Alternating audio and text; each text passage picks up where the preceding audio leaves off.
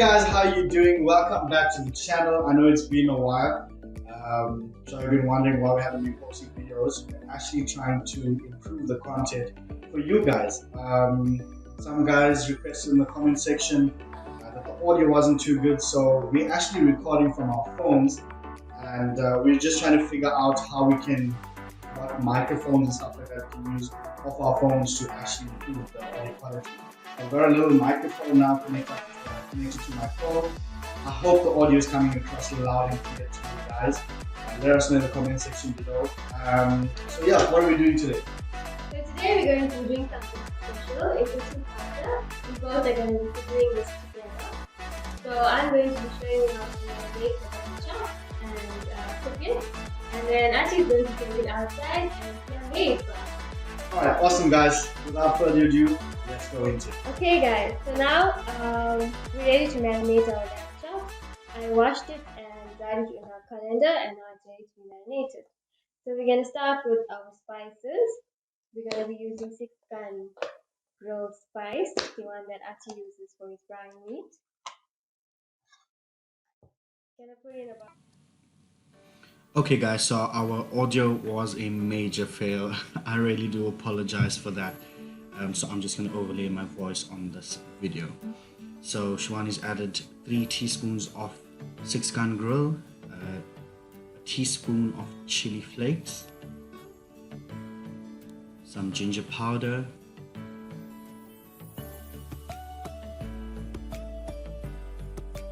some Robertson mixed herbs,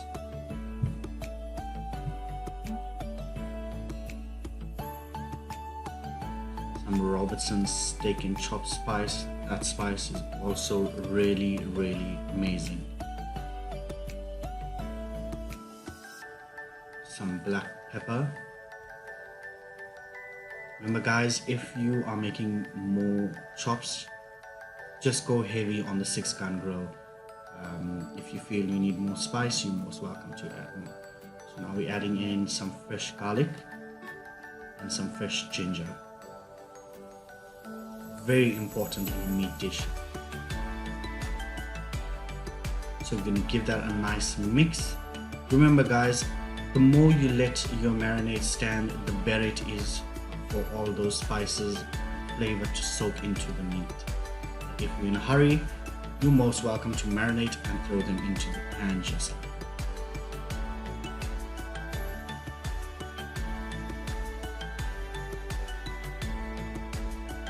So now we are ready to prepare the chops on the stove. For those of you that are health conscious, you're most welcome to grill it or put chops in an oven, fry it in normal oil. So this is our cheat day, so we're going to go a bit heavy on butter, as butter makes everything better. So we're going to place our chops in the pan. We're going to let it fry for a little while. Basically, we want all the fats and the water to come out from the lamb chops.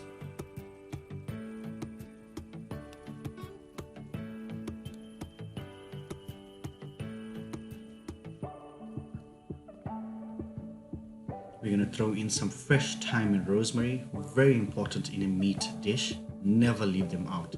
If you do, trust me, you need to start adding them, and then you will see the difference. It adds so much aroma into the meat. At this point guys, the smell out of this is something else. The whole house, if you've got a house full, everybody's taste buds are tingling by now. So after a couple minutes, you want to give it a turn.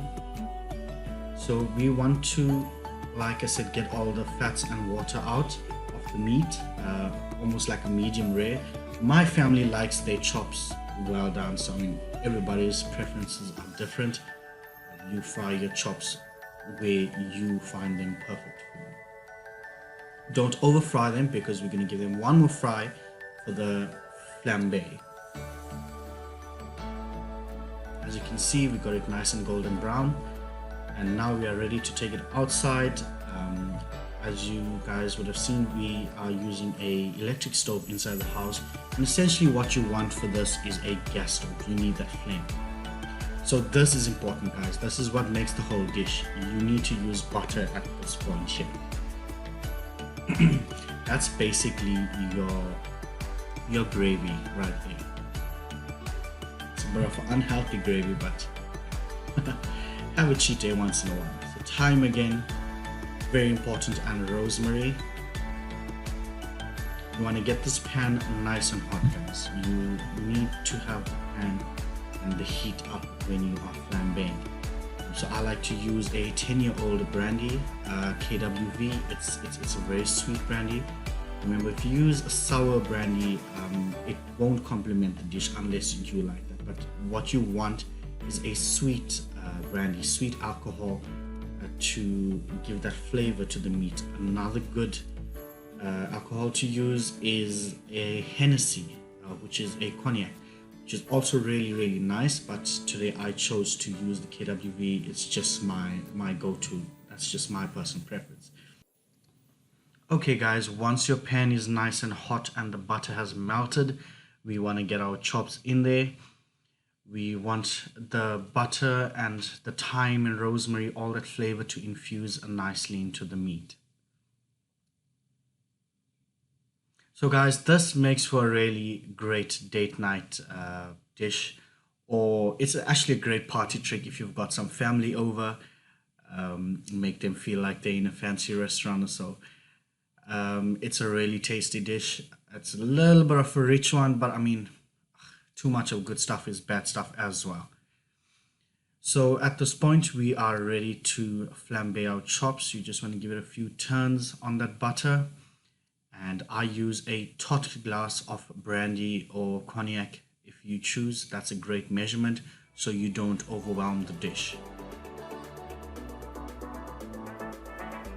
It's now time for the grand finale, what you guys have been waiting for. Let's flambe. And there you have it. It's simple as that. Pour the brandy in and tilt the pan and it catches the flame. How amazing do these chops look? So what you want to do now is put some of the butter onto the mash. You can serve it with whatever you want. I like it with some baby carrots and mash on the side to complement the dish. Thank you so much for watching, guys. Don't forget to like and subscribe, share if you enjoyed the video.